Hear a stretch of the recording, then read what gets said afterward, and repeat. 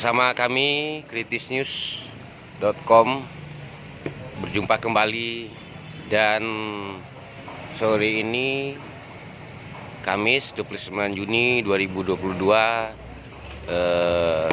kami ngopi bareng bersama Ketua DPC Aliansi Masyarakat Pemerhati Lingkungan Hidup, Bapak Budiman Sitompul. Nah, beliau ini akrab dipanggil Bang Tom. Jadi kami bincang-bincang terkait dengan perkembangan atau isu-isu yang ada di Kota Batam. Barusan kami berbincang-bincang terkait dengan tenaga kerja, baik itu tenaga kerja di Batam ataupun tenaga kerja secara keseluruhan. Dan di Batam ini adalah kota yang berdekatan ya Bang ya, berdekatan dengan negeri jiran. Nah, negeri jiran atau tetangga Malaysia dan Singapura. Dan sama-sama kita ketahui Bang Tom, Singapura dan Malaysia ini banyak warga negara Indonesia yang bekerja di Singapura dan Malaysia. Namun dalam catatan kita, Malaysia itu paling banyak pekerja Indonesia yang sekarang disebut dengan pekerja migran Indonesia ya. Kalau dulu TKI ya Bang ya. Namun dalam hal ini tentulah memang itu sebagai pejuang devisa ya, devisa negara. Devisa negara. Terbesar. Terbesar. Nah, jadi ke Malaysia. Dampak corona kemarin itu memang sangat berdampak ya bagi pekerja migran Indonesia kita Bang. Namun dalam hal ini tentulah pekerja migran Indonesia ini ada aturan dan regulasinya kan Bang? Ya, betul. Aturan dan regulasinya terkait dengan perizinan, prosedur dan segala macam. Dan Bang, kita dengar juga isu-isu atau menjadi rahasia umum lah, Batam ini surganya transit Bang. Betul. Artinya surga transit itu adalah para pekerja ini, pemburu dolar dan pemburu ringgit ini Bang, baik dari luar daerah Batam. Daerah luar Batam itu banyak transitnya ke Batam, atau ada isu juga kita dapatkan diduga di Batam ini ada sudah dikoordinir ya untuk bagaimana mempermudah menjadi PMI ini di Malaysia Bang. Dan kita duga juga bahwasanya mereka mengeluarkan biaya-biaya. Kita minta tanggapan dulu Bang Tom. Oke, terima kasih Pak Indarinan selaku pimpinan redaksi kritisnews. Selamat sore. Jadi kita dari awal dulu, yaitu dulu namanya kan BP, dulu namanya TKI, Tenaga Kerja Indonesia. Yaitu ada pengawasannya, BP 2 TKI, Badan Pengawasan Tenaga Kerja Indonesia. Oke. Ya kan. Sekarang berganti nama. Ya kan, berganti nama menjadi BP 2MI. Badan Pengawas Perlindungan, Badan Perlindungan Pekerja Migran Indonesia. Iya. Dihaluskan aja nih Bos. Iya, ini dihaluskan aja. Iya. Ini kan terlalu vulgar kali ya. Iya benar. Kerja ilegal apa ya, resmi segala macam. Sekarang dihaluskan bahasanya. Walaupun dihaluskan bahasanya, untuk praktek kerja di lapangannya sama aja Bos. Sama aja, nggak ada bedanya. Dihaluskan dari BP 2 TKI menjadi BP 2MI. Dihaluskan aja. Berbicara masalah yang seperti Pak Indari dan tadi mengatakan, bicara masalah rekrutmen, kan gitu? Rekrutmen pekerja migran Indonesia untuk ke luar negeri, bukan untuk lokal, untuk ke luar negeri, yaitu negara jiran seberang, Malaysia, Singapura. Pertanyaannya, kenapa dan mengapa pekerja migran Indonesia itu untuk volumenya lebih banyak di Malaysia ketimbang di Singapura?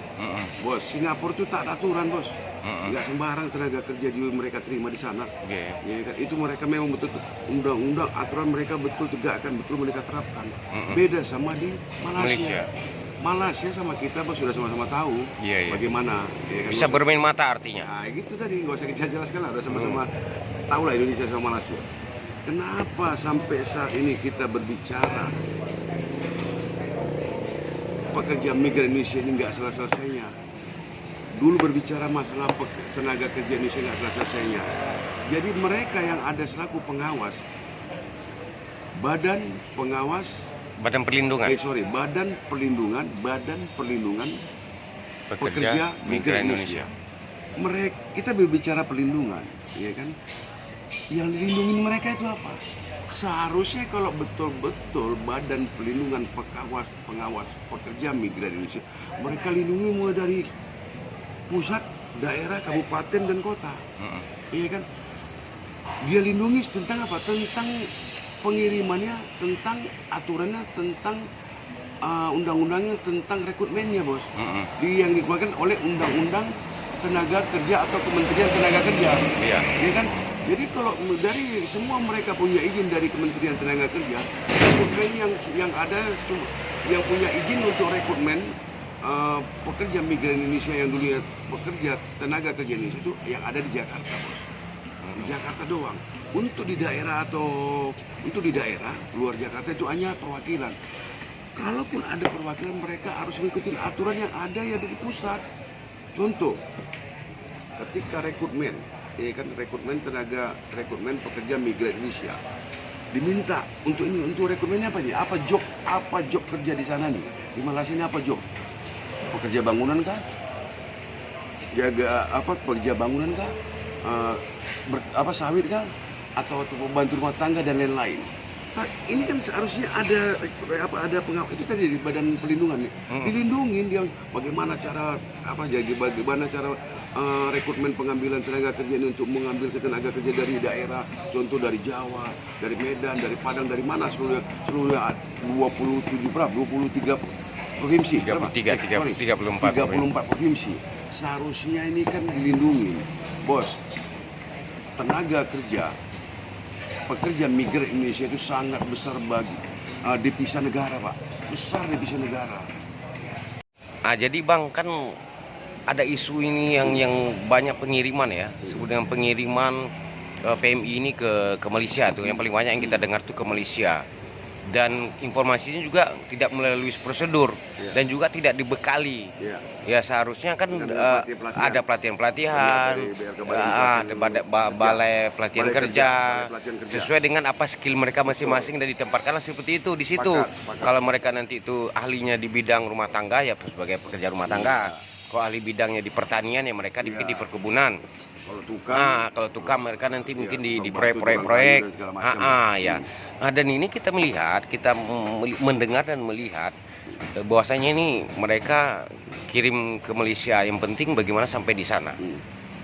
Dan banyak di Batam tuh dan diduga itu tidak sesuai dengan prosedur. Bagaimana Abang menanggapi ini? Kenapa tidak sesuai dengan prosedur? Karena di sini ada yang namanya mafia pengiriman pekerja migran Indonesia. Iya kan? Mafia-mafianya kita mungkin udah tahu, bos. Pemain-pemainnya juga mungkin masyarakat di Batam ini sudah tahu. Ya, karena di sini ada kepentingan. Kepentingan kelompok atau kepentingan individu dan kepentingan bersama di sini. Mereka ini seharusnya dipantau dari yang namanya Dinas Ketenagakerjaan yang ada di Kota Batam. Oke. Iya kan? Ketika mereka dipantau, itu makanya ada badan yang pelindungan. Tadi. Mereka harus diawasi dan dilindungi, bos. Ini kan ternyata di Batam ini nggak ada. Karena di sini sudah ada mafia semua. Mafia untuk pengiriman pekerja migran Indonesia ke luar negeri. Tapi kenapa pihak-pihak terkait sepertinya membiarkan itu? Atau mereka tidak tahu ataukah seperti apa, Bang? Seperti imigrasi, ya kan? Habis itu Dinas Tenaga Kerja, habis itu apa tadi BP2MI ya? Nah, Badan Pelindungan Pekerja Migran Indonesia tadi. Justru itu Pak Indra, justru itu yang saya sayangkan dari pihak pemerintah dan oknum, ya kan? Dari pihak pemerintah dan oknum seharusnya ini benar-benar ditindak tegas. Ini sudah sangat ironis, Pak. Dari dulu sih, bukan sekarang aja. Dari dulu ini udah sangat ironis. Kenapa saya bilang ironis dan memperhatikan, bos, yang kerja ke sana itu orang kita Indonesia, bukan saudara-saudara kita. Kalau saya pribadi, saya nggak menyalahkan mereka mau merubah nasib. Iya. Saya nggak menyalahkan mereka dong. Mereka mau merubah nasib dari kampung, nggak ada apa-apa. Mereka jual ini, jual itu untuk bisa cari rezeki di negara orang, ya kan? Tetapi apa yang dapat mereka, bos? Tak ada. Bahkan yang dapat mereka itu adalah penganiayaan, penipuan, dan lain-lain sebagainya. Dan pelecehan juga. Dan pelecehan semua. Iya, dan kita dengar Bang, awal tahun yang lalu Iya. itu pengiriman TKI ilegal ke sana tuh malahan ada korban di tengah laut ya. Ada korban gitu. Dan sekarang informasinya yang bawa ke sana pemilik kapal macam itu kan sudah jadi tersangka. Iya. Nah, itu kan salah satu risikonya itu, Bang. Iya. Nah, jadi bagaimana Bang menanggapi ini sebagai aktivis pemerhati pekerja lah, gitu. Apa yang harus ditindak tegaskah atau memang diperketatkah aturan ini? Saya Dari sisi hukum ya, ini Iya, dari sisi hukum. Kita bicara dari sisi hukum. Ketika ini rekrutmen untuk pekerja migran Indonesia yang ilegal ya, ingat ya, ilegal. Berarti ilegal nggak resmi. Nggak resmi. Nol dokumen, Mm-mm. hanya modal paspor doang. Ya kan? Ini seharusnya ditindak secara tegas oleh oknum penegak hukum, yaitu kepolisian, bos. Ini jangan dikasih hati lagi, bos. Iya. Yang Pak Indra Dina Termasuk bea cukai juga nggak itu? Iya. Semua yang ya? Pak Indra Dina katakan tadi adalah kejadian yang selalu kita dengar di Batam daerah Teluk Matikan Nongsa, ya kan, pengulangan mereka, korban dan segala. Bos, yang bertanggung jawab siapa nih, bos? Negara. Nggak mungkin dong. Mereka nggak terdaftar. Secara register tidak ada nomor paspornya, tidak nomor untuk perusahaan yang menerima mereka dengan asuransi mereka. Bagaimana? Kok negara disalahkan? Ya kan? Kok negara disalahkan? Berarti lemahnya pengawasan Lemahnya pengawasan dari pihak-pihak penegak hukumnya. dan penindakan tidak ada. Justru itu. Yang saya sangka imigrasi ini sebenarnya itu kerjanya apa di pelabuhan-pelabuhan ini? Seperti di Arbor Bay, Batam Center.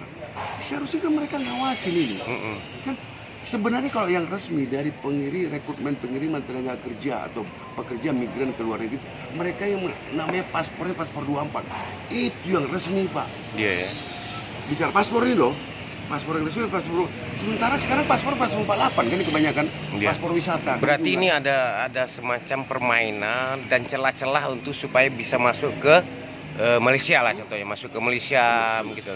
Ya sebenarnya kan ini kan apa ya, gampang sebenarnya ditindak ya. Kalau benar-benar ditindak kan gampang sebenarnya itu, Bang. Sangat gampang sekali dalam pengawasan. Karena apa? Ini kan bergerak orang nih, ya kan. Kecuali hantu mungkin kita tidak bisa nampak kayak gitu. Ini orang yang bergerak, orang yang masuk kapal, yang tidak koordinir, ya kan, berapa orang, dan informasinya ratusan orang per hari, Bang. Yang informasi yang saya dapat ya, ini baru dugaan, baru informasi ratusan orang per hari yang dikirim ke Malaysia. Dikirim ke Malaysia itu infonya dari salah satu pelabuhan di inilah, pelabuhan internasional lah, Bang. Ya kan. Berarti ini kan secara sistematis dan terkonsep ini nih, Bang, terkoordinir kan. Nah itu. Jadi pesan Abang apa nih? Harus ditindak tegas atau jadi gini, dihentikan atau apa? Jadi ini kan ini bos, seperti saya bilang tadi nih, Pak Indra. Ini sudah PMH ini, perbuatan melawan hukum ini sudah. Ya? Yang saya bilang tadi, yang saya katakan dari awal tadi, ini sudah sindikat. Sindikat ya? Yang namanya sindikat, ya kan, Pak. Sebenarnya kalau memang aparat kita, penegak hukum kita, pengayom pelindung masyarakat itu, kalau mereka benar-benar bekerja, Pak, habis semuanya. Pak, yang kerja sampai detik ini mereka juga orang-orang lama, Pak. Iya. Orang yang sudah pengalaman, pengiriman tenaga. Orangnya itu aja nih, Pak. Itu aja. Oke. Sindikat yang terselubung, sindikat yang terselubung yang sudah dikoordinir, sangat-sangat rapi. Semua, ya kan, semua sudah terlibat di situ, Pak. Justru yang Bapak minta tadi, dan saya juga sepakat, ini harus ditindak tegas sama pihak penegak hukum, khususnya kepolisian Polda Kepri, Dirkrimsus Polda Kepri. Agar tidak ada lagi korban jiwa seperti yang tenggelam, seperti yang jatuh, dan korban secara sosial ya. Sosial seperti ada pelecehan di sana, atau nanti ada yang dianiaya, ada yang tidak digaji dan semacam. Berarti untuk menghindari itu. Jadi memang harus dikoordinir dengan benar-benar, harus sesuai dengan aturan, mereka mempunyai sumber daya manusia yang bagus yang bisa untuk bekerja di sana, mungkin gitu ya Bang ya. Iya. Oke. Jadi gini Pak, jadi seharusnya kan mereka selain dilindungi tentang kerjaan mereka, untuk pengiriman diawasin Pak. Diawasi ya. Iya dong. Kenapa? Tadi Bapak bicara perlindungan BP2MI, BP2MI, Badan Perlindungan Pekerja Migran Indonesia. Di samping Badan Perlindungan harus ada pengawasan. Seharusnya setiap pengiriman tenaga kerja atau pekerja migran Indonesia yang di Batam ini, seperti di Pelabuhan Batam Center, Pelabuhan Harbor Bay, harus diawasin. Diawasin dong. Siapa yang ngawasin? Penegak hukum Pak. Benar. Mulai dari pihak kepolisian, Migrasi. dan disnakernya.